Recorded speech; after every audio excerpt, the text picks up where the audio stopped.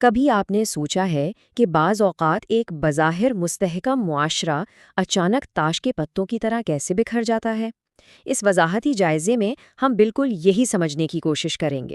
آج ہم تاریخ کے ایک ایسے ہنگامہ خیز دور میں جا رہے ہیں جہاں جنگ جمل کے بعد کے حالات نے معاشرے کی بنیادیں ہلا کر رکھ دی تھیں۔ یہ کوئی عام وقت نہیں تھا، بلکہ یہ وہ دور تھا جب سب کچھ داؤ پر لگا تھا۔ تو چلیے اس تاریخی موڑ کی گہرائی میں اترتے ہیں اور دیکھتے ہیں کہ اندرونی کمزوری کس طرح کسی بھی قوم کو تباہی کے دہانے پر لا کھڑا کرتی ہے۔ پہلا حصہ، ہنگامے کے بعد کے حالات۔ دیکھیں، جب کوئی معاشرہ اتنے بڑے بحران کا سامنا کرتا ہے تو تباہی صرف زمین پر نہیں ہوتی، بلکہ لوگوں کے ذہنوں میں بھی ایک طوفان برپا ہوتا ہے۔ ہم ایک ایسے معاشرے کی بات کر رہے ہیں جو شدید تبدیلیوں کے بھنور میں پھنسا تھا اور اختیاراتی طور پر بالکل ڈوبنے کے کنارے پر کھڑا تھا۔ تاریخ کا اگر ہم بالکل غیر جانبدارانہ جائزہ لیں تو جنگ جمل کے بعد کی یہ اتھل پتھل بہت کچھ واضح کرتی ہے۔ امام علی نے بصرہ کے ان لوگوں کی سخت مذمت کی جنہوں نے اس غیر مستحکم دور میں حق اور سچائی کو چھوڑ کر فتنہ اور فساد کی راہ چنی۔ اور یہ بات سمجھنا بالکل بھی مشکل نہیں کہ جب ایک بے سمت معاشرہ سچائی کا دامن چھوڑتا ہے تو وہ کس تیزی سے تباہی کی طرف لڑکتا چلا جاتا ہے۔ ہمارا دوسرا حصہ ہے تنبیہ کے الفاظ۔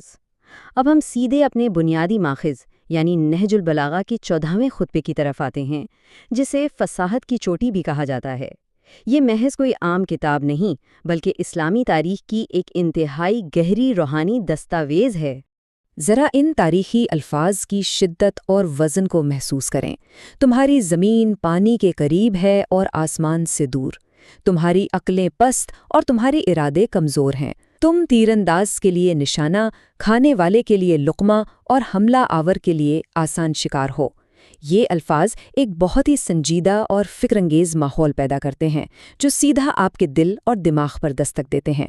زمین کی پستی اور ذہن کی کمزوری کا یہ جوڑ واقعی کمال کا ہے۔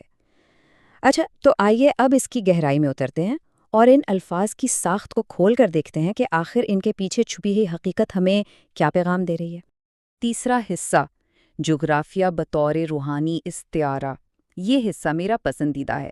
یہ کتنی حیرت انگیز بات ہے کہ طبی خدوخال اور زمین کی ساخت کو ایک استعارے کے طور پر استعمال کر کے لوگوں کی روحانی کمزوریوں کو بے نقاب کیا گیا ہے۔ اگر ہم اس تقابل کو دیکھیں تو ایک طرف بصرہ کی وہ طبی نشیبی زمین ہے جو پانی کے بالکل قریب واقع تھی، لیکن محققین کے مطابق اصل کہانی دوسری طرف ہے۔ یہ صرف جغرافیہ کا سبق نہیں تھا، یہاں آسمان سے دوری کا اصل مطلب الہامی رہنمائی اور سچائی سے وہ روحانی دوری تھی جس کا شکار وہ لوگ ہو چکے تھے۔ چوتھا حصہ، پروپیگنڈے کا شکار ذہن۔ اب ہم طبعی جغرافیہ سے نکل کر سیدھے انسانی ذہن کے منظرنامے کی طرف آتے ہیں۔ آخر اس مخصوص موڑ پر لوگوں کی نفسیاتی حالت تھی کیا؟ اب اس حوالے سے جو بات واقعی بہت دلچسپ ہے وہ یہ عربی اصطلاح خفت العقول ہے۔ اس کا سیدھا سا مطلب ہے فکری پستی، ذہنی عدم استحکام، یا یوں کہہ لیں کہ ارادے کا کچا ہونا۔ یہ ہمیں بتاتا ہے کہ جب آپ کے پاس کوئی ٹھوس نظریاتی بنیاد نہیں ہوتی تو آپ کی سوچ کتنی کھوکھلی ہو جاتی ہے اور آپ کسی بھی اڑتی ہوئی خبر پر آنکھ بند کر کے یقین کرنے لگتے ہیں۔ اور جب یہ خفت العقول یعنی ذہنی عدم استحکام معاشرے میں پھیلتا ہے نا، تو لوگ بہت آسانی سے پروپیگنڈے کا شکار ہو جاتے ہیں۔ ان کی اپنی قوت فیصلہ اتنی کمزور ہو چکی ہوتی ہے کہ کوئی بھی چالاک رہنما انہیں بآسانی گمراہ کر سکتا ہے۔ وہ منظم پروپیگنڈے کی لہروں میں بس تنکوں کی طرح بہنے لگتے ہیں۔ پانچواں حصہ، کمزوری کی قیمت۔ ظاہر ہے کہ جب ایک معاشرہ اپنے نظریاتی لنگر سے اس طرح کٹ جائے تو اس کی قیمت تو چکانی پڑتی ہے، اور یقین مانیں یہ نتائج بہت بھیانک ہوتے ہیں۔ یہاں 3 خوفناک نتائج بتائے گئے ہیں۔ پہلا، آپ تیر انداز کے لیے محض ایک نشانہ بن جاتے ہیں۔ دوسرا، آپ کھانے والے کے لیے ایک لقمہ بن کر رہ جاتے ہیں۔